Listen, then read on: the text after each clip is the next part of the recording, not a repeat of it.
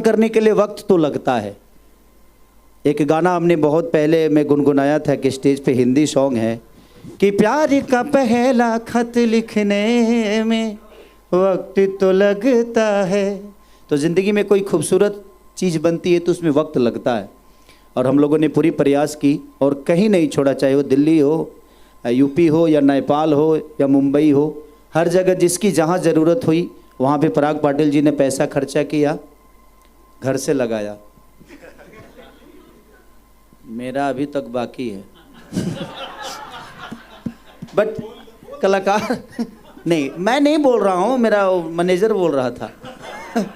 पैसे कौड़ी पे मैं कहाँ रहता हूँ, मैं तो काम ही करता हूँ सर, मेरा पैसे में ज़्यादा ध्यान नहीं रहता है। अगर बेहतर चीज़ होती है तो घर से भी लगा देता हूँ, वो अलग बात है, बाद में ले लेता हूँ अब लगाने के बाद लेना पड़ेगा ना जी।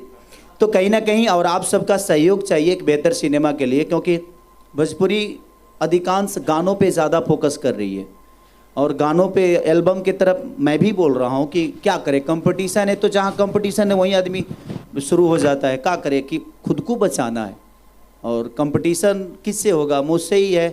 एक और बड़े भाई हैं उनसे है तो प्रॉब्लम ये है जे हम कोशिश करते हैं कि जहाँ हम रहें वहाँ वो रहें, जहाँ वो रहें तहाँ हम रहें। तो ये अच्छी बात है, कंपटीशन करना अच्छी बात है, क्योंकि इंसान एक दूसरे को हमेशा प्रयास करता है कि मैं कुछ बेहतर करूं, मैं कुछ बेहतर करूं। तो कंपटीशन बुरी चीज़ नहीं है। अगर आपके जीवन में कंपटीशन ना हो तो आपका काम करने का कोई मतलब ही नहीं बनता है। तो कहीं ना कहीं हम प्रयास हैं, और इसमें भोजपुरी का जितना भी योगदान हमारे तरफ से हो सकता है, भोजपुरिया ने हमें बनाया, अब हम भोजपुरी के लिए क्या कर सकते हैं, प्रयास है। हमने खुद के लिए जितना मेहनत करना था कर दिया है, पैसे भी हो गए, गाड़ी भी हो गई, सारी चीज़ें तो हो ही गया है। अब जीवन में कुछ चाहिए नहीं, अब चाहिए कि हमसे क्या हो सकता है अपने भाषा के लिए वो करें, और अपने भाषा के लिए इतनी बड़ी बड़ी कंपनियां आ रही है तो हमें तो सिर्फ मेहनत ही करना है, आगे बढ़ाने का काम तो इन सबका है। क्योंकि